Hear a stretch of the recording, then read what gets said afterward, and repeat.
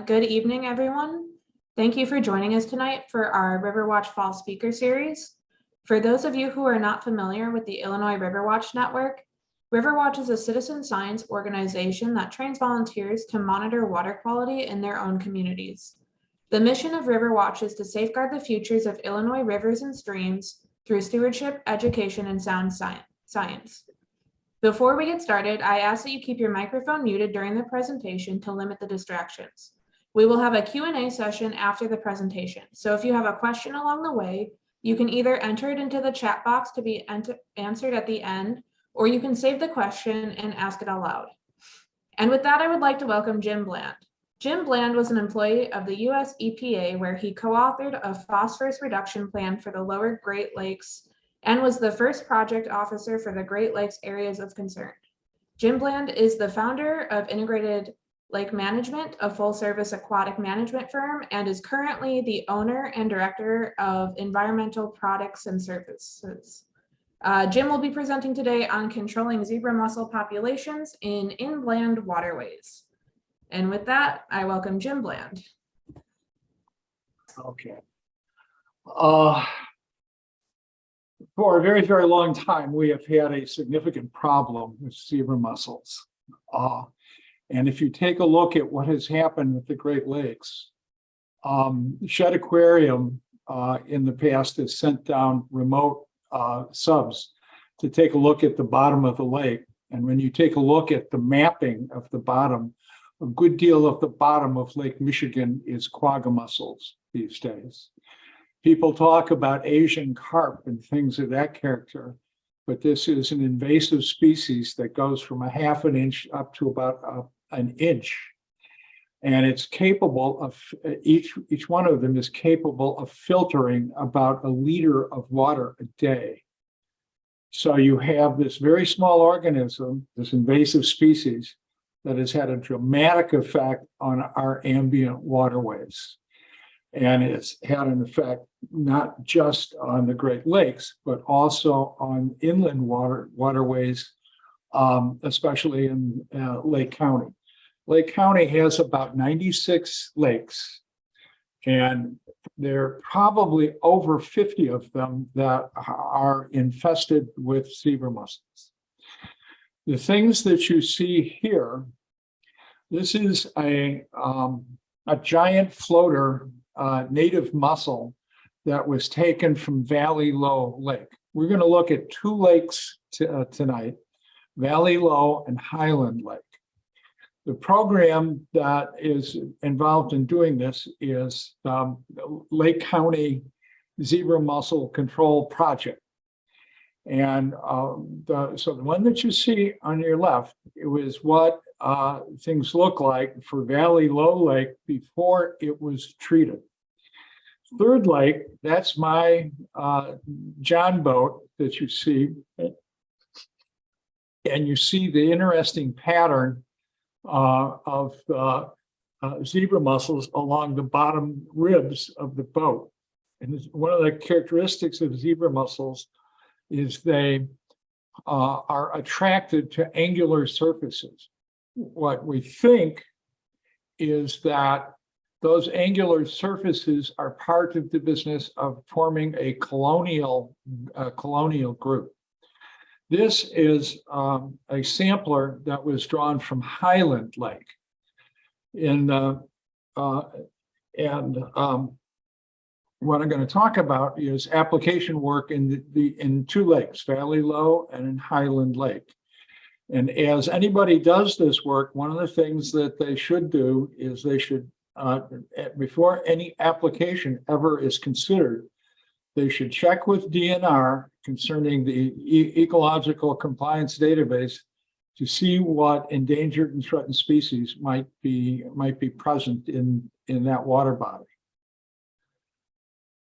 So we can go and check. Okay.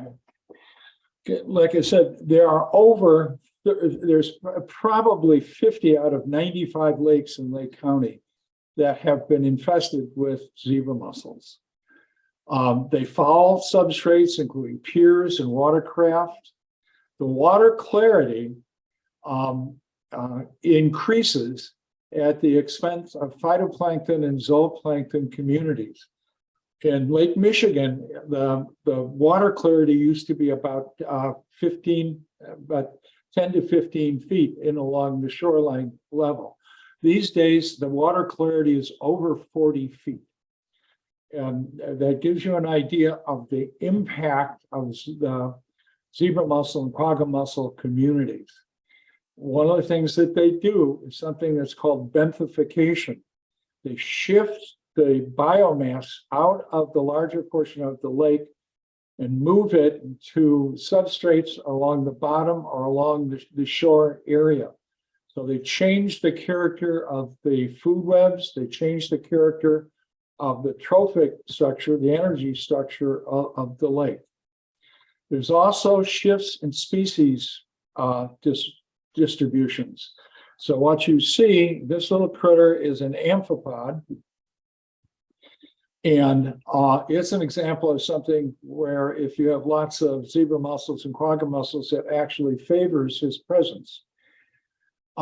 It doesn't favor the presence of freshwater mussels, like the one that you saw before. It tends to get encrusted with these things. And it does favor the presence of blue-green algae, including hazardous forms. On Lake Michigan and the Great Lakes, this is a monograph done by Thomas Nalepa. So, and that's about 1,000 pages worth of things about zebra mussels and quagga mussels. So it's been intensely studied on the Great Lakes. There's more limited information on inland lakes. There's limited data on whole lake control measures. And in general, applications to control zebra mussels have not been successful. They've either been too costly, they impact other types of critters that are in the water column. One example, one of the types of control agents that exist is Pseudomonas bacteria that has been commercialized for applications, but it is incredibly expensive, and its impact on the things that are being applied to are problematic. So what's up is we have not had an antidote or a chemical antidote or a control agent to use on zebra mussels. We can switch. The product, there is a product called EarthTech QZ, and it is a molluscicide. And it was registered for that purpose over 10 years ago. And it has been used in places that are drinking water sources, for instance, where the pipes need to be cleared and where toxicity can't be real high because you've got things that are going to, you're going to have people who are going to wind up drinking these things. So one of the things that it has to have efficacy to control both adult zebra mussels and juveniles called veligers. And in terms of the goals and methods, in terms of taking a look at what we're trying to do in terms of these two lakes we're talking about, we want to know if it can be used spatially or for partial control, where you don't have to treat the whole lake, but rather can treat parts of it and still get relative control over it to the point of having the lake or pond perform better. Can it be used to control zebra mussels with limited adverse effect on the fauna or flora? We do not want to harm other things, including other sorts of things like freshwater mussels. And can a regimen of treatment be determined? One of the things that I hope you come away from with this presentation is that it's not just applying a product.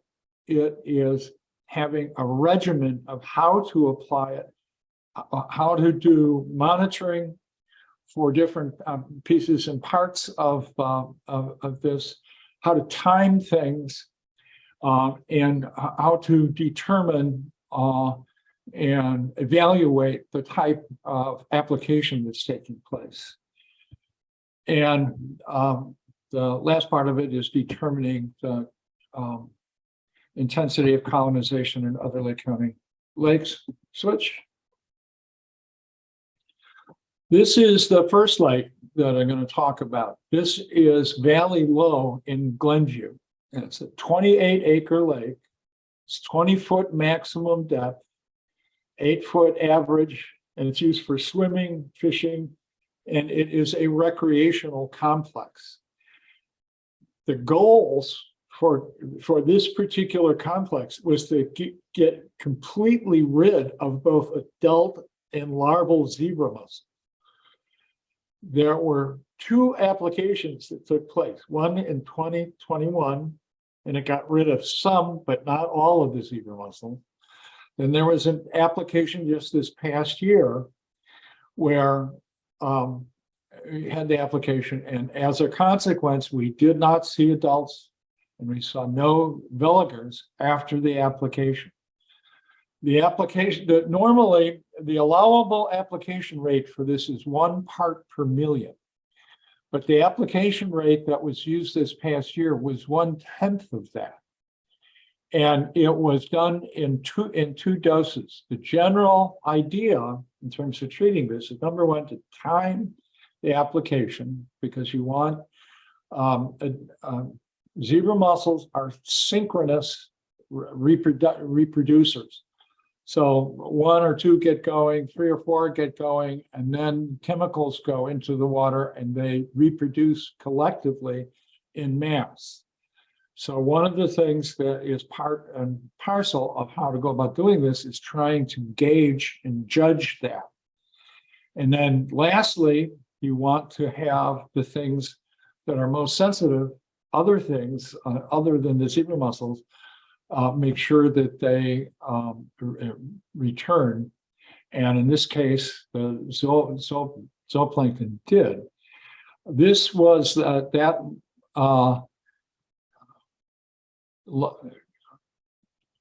this was that floater, giant floater that was encrusted with zebra mussels. This was from Valley Low before it was treated. The whole lake was absolutely a mass of zebra mussels. Next slide. These are the things that we used to evaluate juveniles and adults. So we put out samplers. That's a buoy at the top, and then every 2 feet, you had one of these plates. And there were 3 of them that we put out and into the lake. The lake, again, is about 28 acres, is my recollection. And its deepest point is over 20 feet, but normally it's about 12 foot of depth.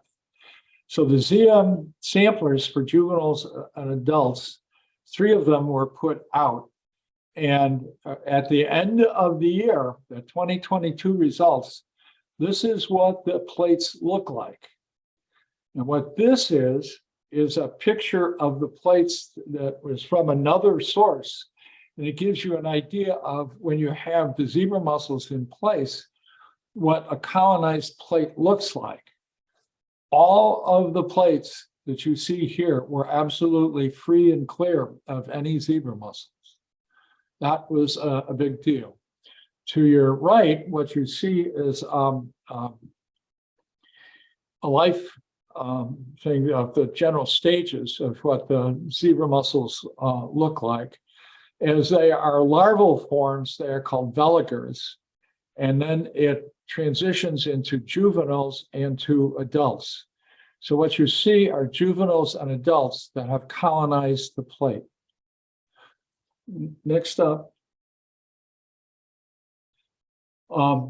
We also, as part of this, apart from just looking at the juveniles and adults, what we do over at Valley Low is we take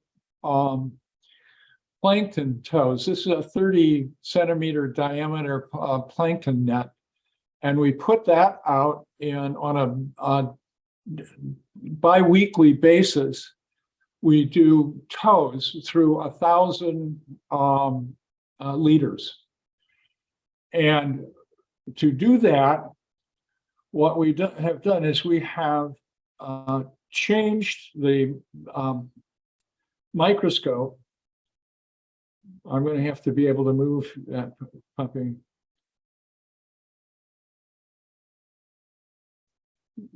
So what we have done on the microscope is we have put an eyepiece on that is a polarizer.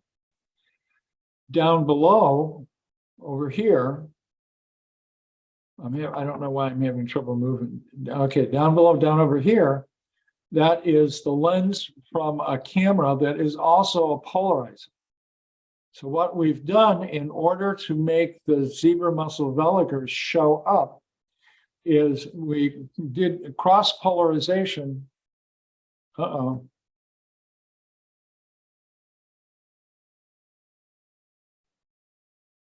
I think we just lost Jim. So we can wait a few minutes and hopefully he just comes back on.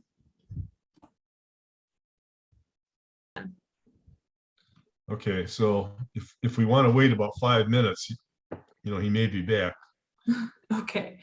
Well, I guess I could give our end of show announcements now. Our next speaker series, I think, is next Wednesday. Is that correct, Danielle? And it is Jenny Mulliken from National Great Rivers Research and Education Center, and she'll be presenting on, I think it's called Bees from Wetlands to Cities, and it's how bees have adapted in urban environments. And then we'll have one more speaker after that. I think the following, I think it's November 11th is the last speaker. I don't have my notes pulled up right now because I'm staring at the presentation, but I can double check that later. And the last one's going to be Peggy Dodie from, I think she works with the Illinois Extension Office through University of Illinois, and she will be doing a presentation on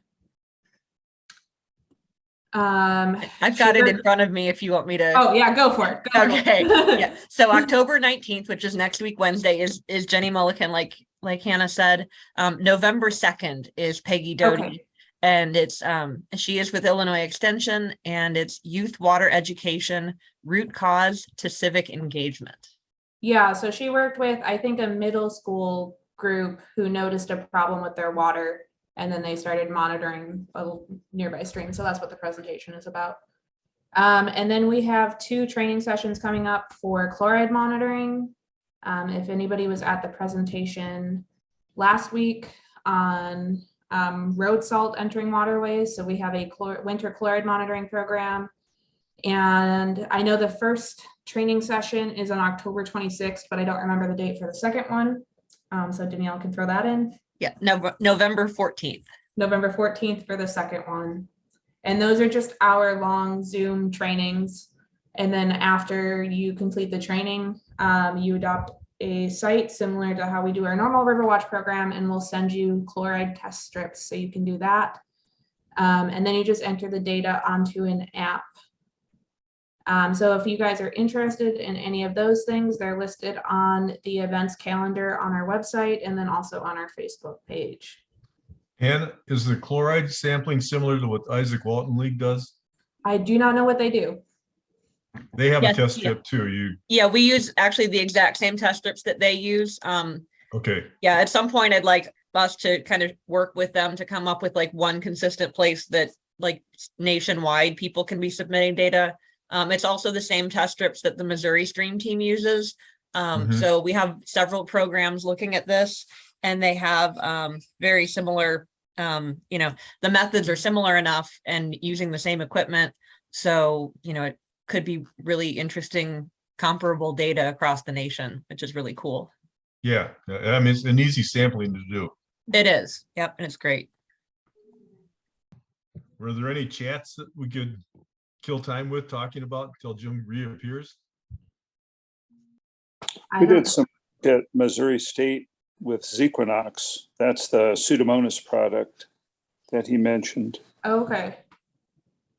It's a pretty effective chemical, relatively non-toxic, certainly less broadly toxic than copper. Mhm. But the problem with it is it's a finely dissected organic material and you have to use a lot of it. So it really crashes the DO, at least temporarily. I mean, it's dead bacteria, and I guess all the other bacteria ramp up to digest it. So it makes the oxygen go away pretty quick. Is there anybody else on the call that's working with zebra mussel? Well, I'll add something. Can you hear me? Yeah. Yeah. I'm a re-employed annuitant with the U.S. Army Corps of Engineers, and both with the Engineer Research Development Center and then the 30 years plus with the Construction Engineering Research Lab located in Champaign, Illinois. Probably the best science of zebra mussels. They have been working on that for the last 5 or 6 years. That's at the Champaign lab, and then also at the environmental lab in Vicksburg, Mississippi, EL. And I helped start that work, but because we're concerned with how the us and the Bureau of Rec about how zebra mussels cause corrosion on our lock gates and our steel structures. But we looked at zebra mussels, oh my God, in the 90s. And one of our top researchers in that day, Dr. Ellen Segan, we thought we could basically use our cathodic protection technology application of DC current to cause polarization on the gate. We thought that we could drive them off, and the higher the current density, the more they liked it. So that was abandoned. But this work that was started several years ago at the Searle lab and then later on at the Vicksburg lab was not using current. Their research was focused on how the zebra mussel actually attaches to the steel structures. And of course, the goal was to devise a technology to stop them from growing onto the structures. And that's about all I remember. And the two people were Dr. Irene McAllister. She started the work. And then currently it's being, if it's still going, I think it's still going, would be Dr. Rebecca Wilson in the paints and coatings group over there at Searle in Champaign. So yeah, that as was the far thing as that I occurred know- to me is that coatings are probably effective against these. I mean, that's how barnacles and marine bivalves are discouraged, is with coatings. Was that the thrust of their work then, to develop paints or? on our coatings, and we've got some of the best underwater. We do the vinyls, but where the mussels are mostly, we use coal tars in the south. They stick on it.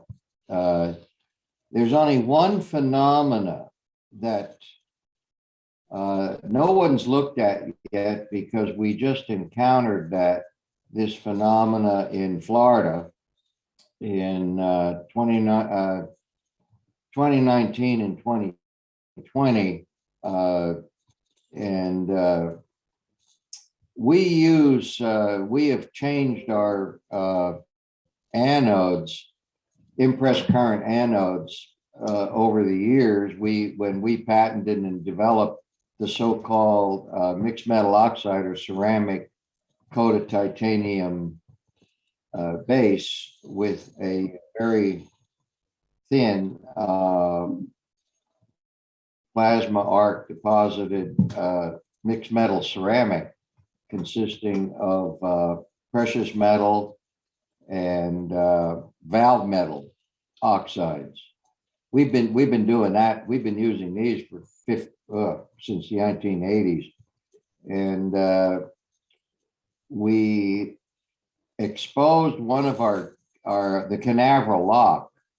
We were replacing some systems on that lock, and we noticed that the mixed metal oxide coated titanium, and this is an anode that does not work by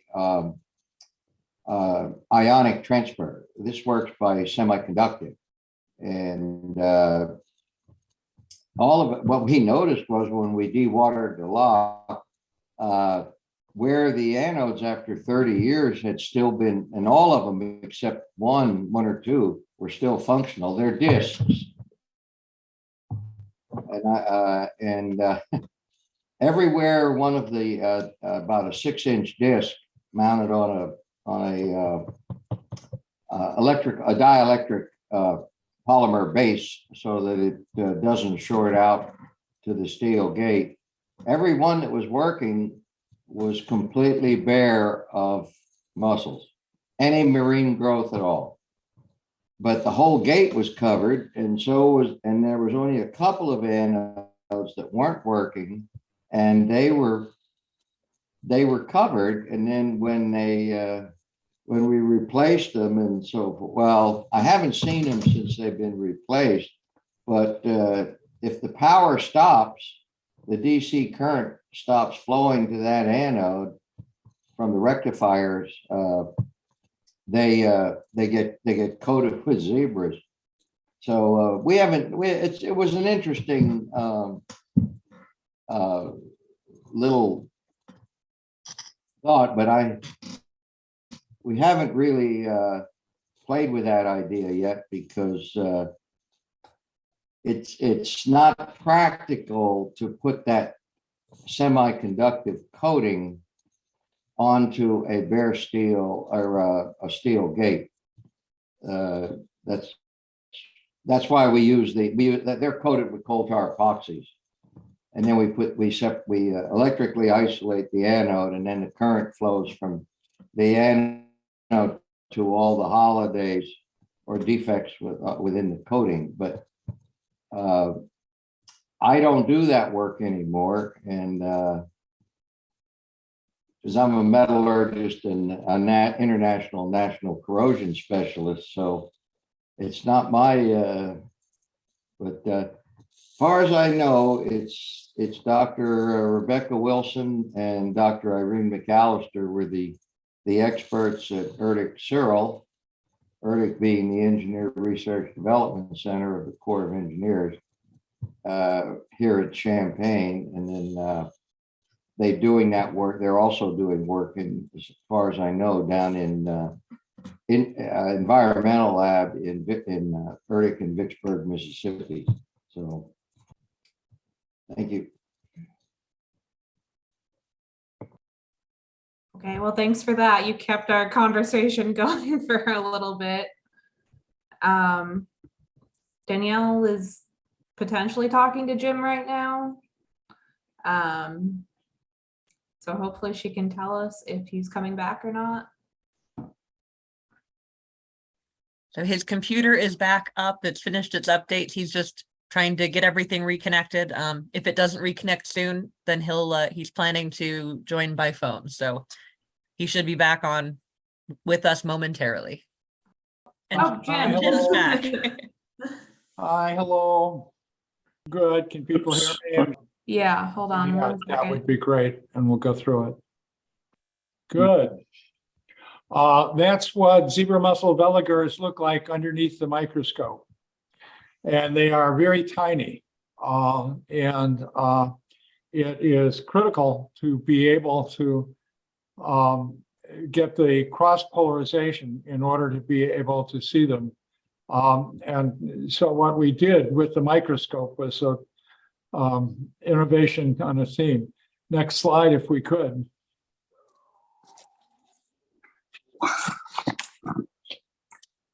Okay, this is what some of the things are that we recorded.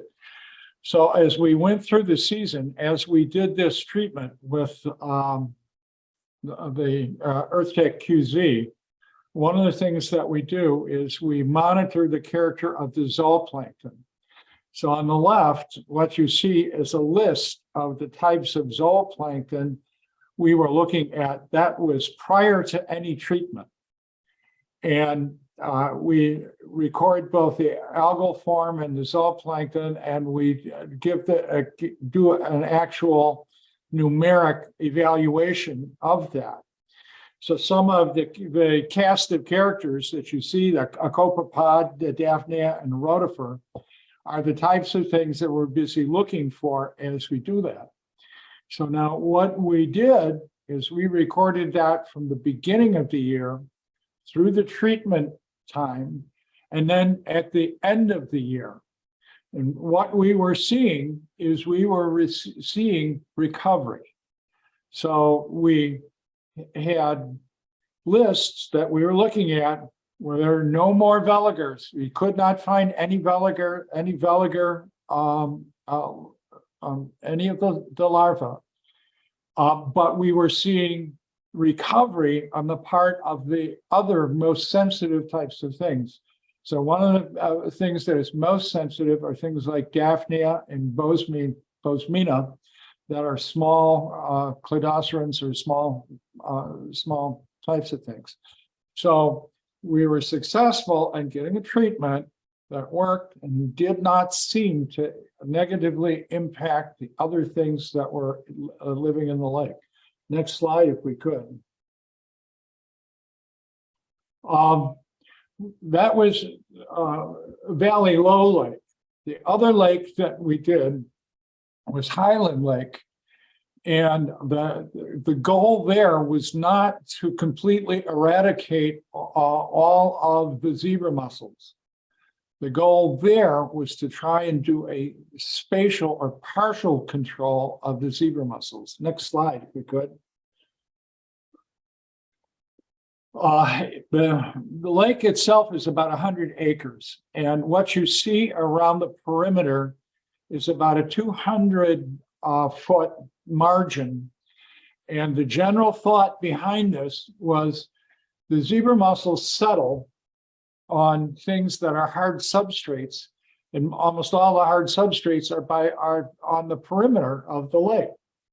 So the thought was to, instead of having to treat the whole lake, the idea was to try and treat just a part of it. Now on the right, what you see is the treatment things that are available in terms of the amount that was applied during the treatment.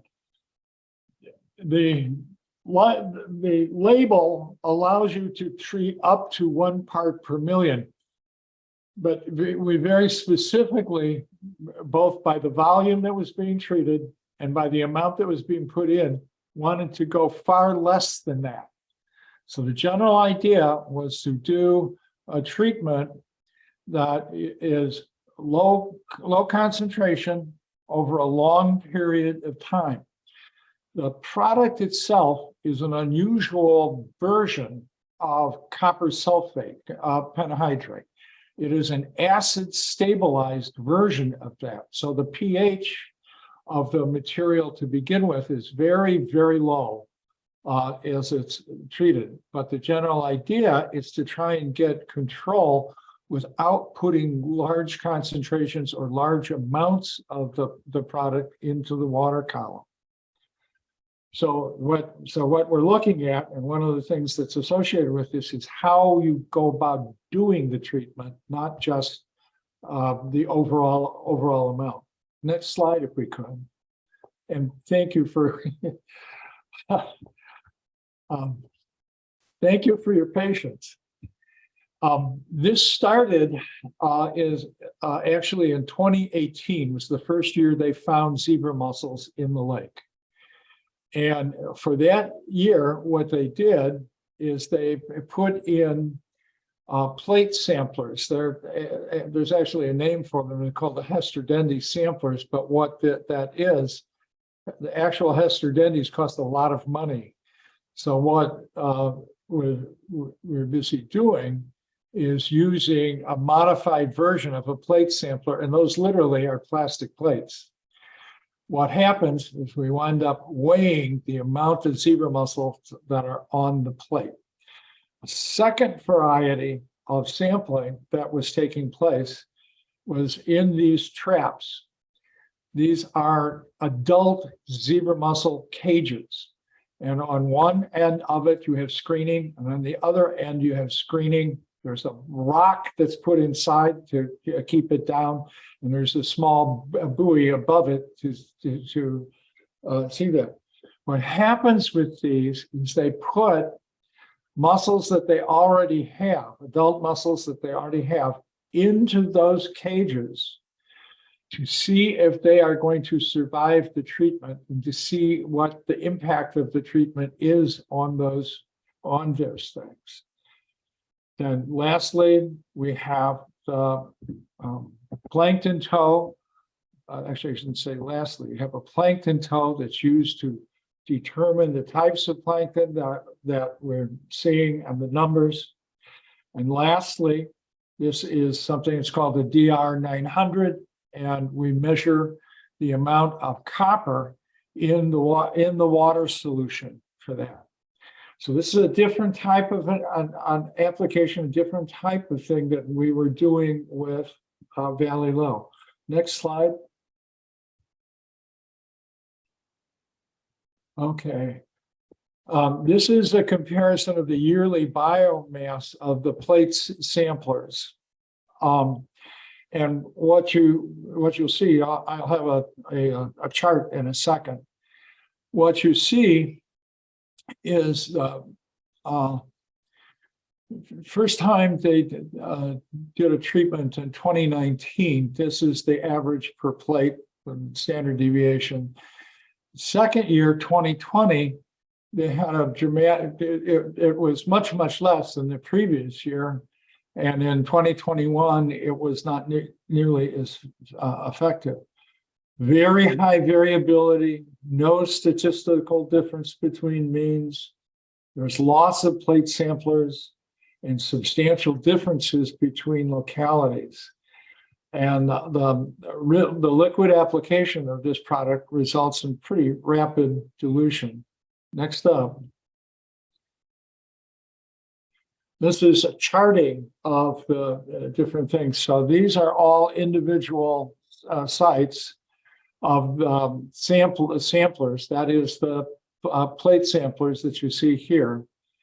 And so you see the first year, and then you have the second year of application and the third year. And in the third year, you have this high variability, 2 clusters, but very high variability.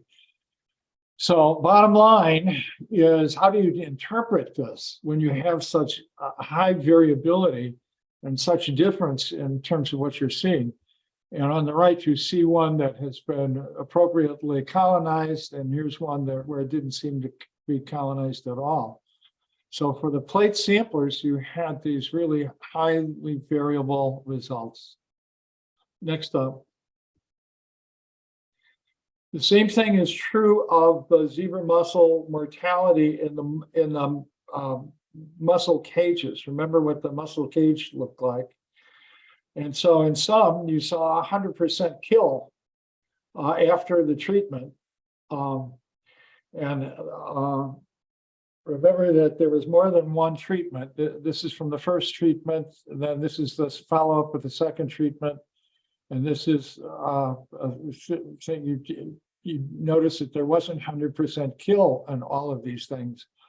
Again, you had very difficult time in looking to interpret this. Next up. One of the things, what this represents is the plankton toes. What you see here is the first date that they did the application. And what you see is this is the zebra mussel veligars. Zebra mussel veligars dropped off. This is for 2021. The zebra mussel veligars dropped off, and we had a rebound of other types of plankton that existed for the balance of the year. So while the cages didn't seem to work and the plates didn't seem to work, the control of the veligars for this particular year were pretty good. Next up. This is something that's really difficult to explain. The toxicity of this product and other products is dependent not on one particular type of thing in the water column. It's dependent on 10 different types of parameters. So temperature, pH, alkalinity, other types of competing anions or cations, all of those sorts of things go into influencing the relative toxicity of this compound. This is the first time of the use of the biotic ligand model was used for this. What you see, these are the results from Highland Lake. And up at the top, there's amphibians, frogs, aquatic plants, fish are down here, and there's invertebrates down here. And what you see is the normalized copper effect in that. If you run a number up through here, what you see is that the relative toxicity varies fairly substantially across all of these different types of things. And in the case of doing an application with this type of product, if you have soft water, for example, it's much more toxic than if you have hard water, which is typical of what we see up here in northeastern Illinois. So its relative toxicity can be charted out on this. And then as we were evaluating the product and the copper concentrations, what we did is we used that biotic ligand model to evaluate. Next up. Next up. Okay. These are some of the concentrations of the copper that we saw. And after this is 731, and 2 weeks later, what you see is the parts per billion are really very, very small. Same thing is true here, here, and even here. So the treatment was an 820 for it, and by 831 you have this would be actually pre-treatment, and then this is post-treatment, and you see that the concentrations that are involved are very, very low.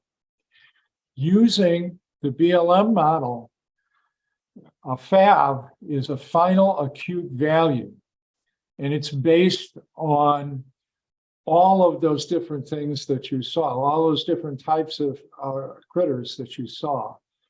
And what it is intended to demonstrate is that 95% of the things that we're dealing with are a final acute value for it would be 198 parts per billion. This is a value. You have to remember of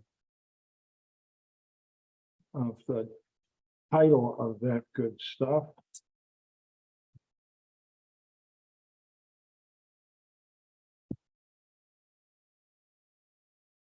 That's a criterion for maximum concentration.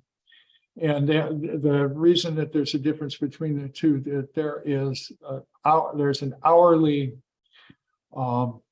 value that goes along with this. And then you have a chronic, if it's up above 62 parts per billion, then it becomes a problem. These things are graded against multiple species, with 95% of the species being graded for this types of toxicity. So the bottom line is the attempt here was low concentration over a long period of time, looking to stay underneath these sorts of values. Next up. Part of the business of doing a treatment is understanding when to do the application. Zebra mussels have reproductive synchrony. That is, when there's a certain amount of phytoplankton in the water column, you start to initiate chemical cues for male spawning and female spawning. And when you start to get a large number of these things with initiating those chemical cues, then you start to get things that initiate spawning. And so for purposes of doing the application, what we did is we tracked veliger numbers from the start of the spring to the point in time when we started to get very large veliger numbers, and then we initiated treatment right then. That was helpful, but not complete. Next up. So the preliminary conclusions. Will it have efficacy to control both adult and juvenile veligers? Yes. Bench trials and ambient applications verify its efficacy. Can it be used for spatial and partial control of ZMs? We have conflicting results, and it may be possible, but with modified regimes, but it was not working well for what we were looking to do.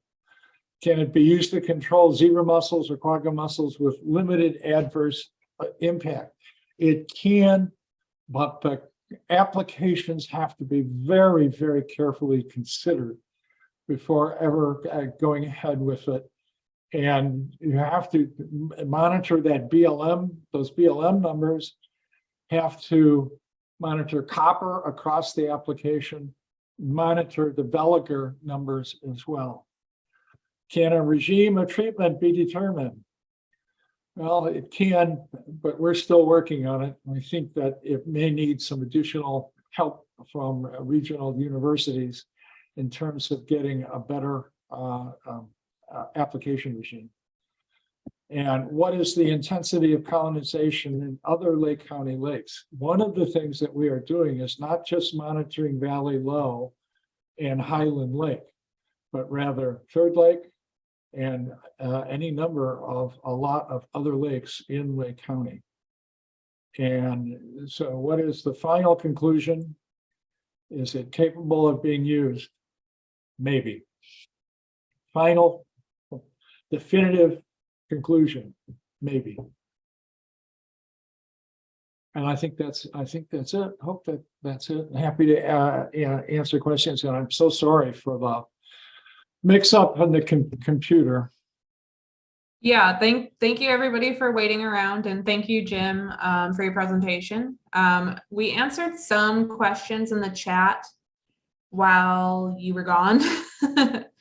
But if anybody has any other questions, you can either ask them in the chat or you can unmute yourself and ask them aloud. I would prefer to have people ask the questions aloud. They would. Jim, this is Chris Barnhart. I have a question. Sure. Can you hear me? Yeah. What do you see as the greatest demand for application of a product like this? Is it going to be residential lakes that want to clear their boat docks, or is This it going a to be for product that was conservation designed purposes? to be used by utilities. So people use it, the water intake over in Chicago, for instance, we're looking at the product so that they could be using it with their pipes. For inland lakes, the first thing that has to happen is you need to screen the lake for potential use. There's lakes for which it would work out pretty well. Valley Low is an example, and there's other places where it probably should not be used. So it's a mixed bag depending on those things. One of the things about Valley Low, has very low productivity, and the algae that is there is nanoplankton. So it is the tiniest. It's 1 and 2 microns in size. It's the dominant algae in the lake. So it's a really unusual situation. Very, very low nutrients. Other places we see both high nutrients. Third Lake is an example. It's got both zebra mussels and hazardous blue-green algal problems. Do you have any qualms about using an element? It's not going to disperse necessarily. Would you be concerned about it accumulating after years of use? Or do you That's just a great question. And that's one of the things about its use. If it's used in the way that we're talking about for Valley Low, then you have 2 years of application, then you don't do any more application. And the maximum is 1 part per million per season. So the amount that's actually involved in that actually winds up being very, very low. And so accumulation in sediments is probably not likely to be a problem for Valley Low. If you're doing what we're doing in Highland Lake, where you're doing it time after time after time, that probably is not a good way necessarily to use the product. Mhm. Thank you. I enjoyed your presentation, and I hope it's recorded and able to access it. And I'll send it over. If it's on our computer, I can send it over to Dr.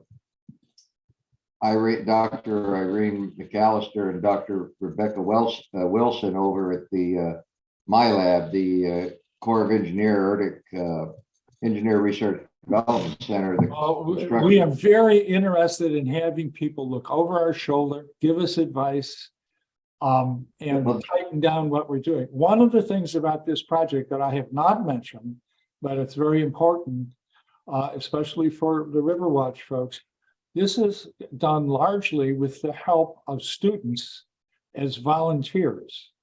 So putting out all of these things and monitoring it as frequently as you have to monitor it, and learning, the students are busy learning also how to do the plankton work, which is, it involves a little bit of skill. But when you're taking a look at the cages, for instance, you grade the cage out by whether or not the adult mussel has opened its shell, and generally you grade mortality that way. But the fact that you have all of the students involved, what's happening is we're going to other lakes and monitoring those other lakes with the students. And we have a grant from DNR, and the students are paid as interns for some of the work that they do. And it's done throughout the season, and it's winding up being probably one of the most important things about the character of the project is the student involvement. Well, Dr. Bland, our problem is within the Corps, we're responsible for the navigable rivers, and the Bureau and the Corps have been looking at this for many, many years. We went back to look. This is not my field. My field is the problem that we have to deal with corrosion caused by the mussels on the steel gates. And so that they're doing some work on that, but we cannot, under the environmental laws, we cannot use anti-fouling or copper-based coatings even and stuff on inland water because of the copper. So it will never work in rivers, which is our primary function. We're looking at other ways, and we're right now what they are studying is the mechanism of attachment, and seeing if they can intervene with that. But for lake, yeah, we use copper sulfate in our own dam here on farm, but we've never had a mussel problem. So the issue is, I mean, for example, our two primary coatings in freshwater, we use vinyls, and we're looking at some 100% solids, epoxies and stuff like that. But when we come into brackish and salt down on the coast, it's all coal tar. That doesn't stop the adhesion. So it's a question of, if we had a benign, we couldn't use an additive to the water.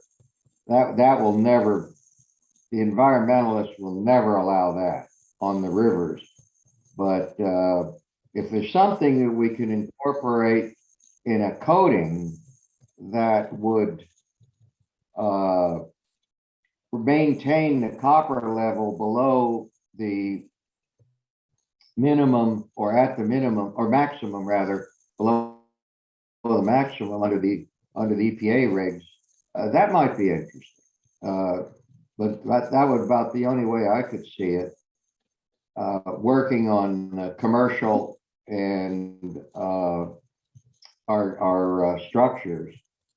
And I told the folks a little earlier, we looked at also DC currents many years ago, 30 years, well, probably 25, 30 years ago, and we could not get a current density high enough on our cathodic protection systems to detract them. They loved it. So, but that's the only thought I have is for lakes, small lakes, and I don't know how the environmental rules would go on the Great Lakes. They're pretty touchy up there.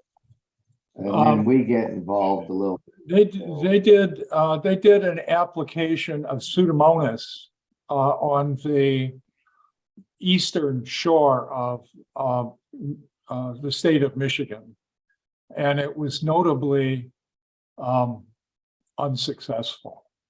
It did not do what it was supposed to be able to do, and the sorts of currents and the sorts of dilution that was associated with it was very, very poor. However, I should mention also that USGS is doing a similar project up in Minnesota. So we correspond with them concerning what their results are. And it's really important to identify that what we're busy doing is a type of research and a type of trial effort with this product. Not looking to necessarily push the product, but rather to see and understand how it functions and how effective it is. So there's been some other applications. There's one in Pennsylvania that was done on a larger basis, and that was very, very successful. The biggest concern that we had was freshwater mussels, and making certain that we weren't going to do things that would impact the glochidia associated with freshwater mussels. And as we did that BLM model, what we determined is that this would be below the concentration that would be toxic to the glochidia of most of the things we would see. So that winds up being a very, very big part of this. And if anybody wants to undertake to do something like this, I think that they'd have to be able to monitor the copper, monitor the veligers, do intense monitoring of similar to what we've done for purposes of doing this type of work for a lake community.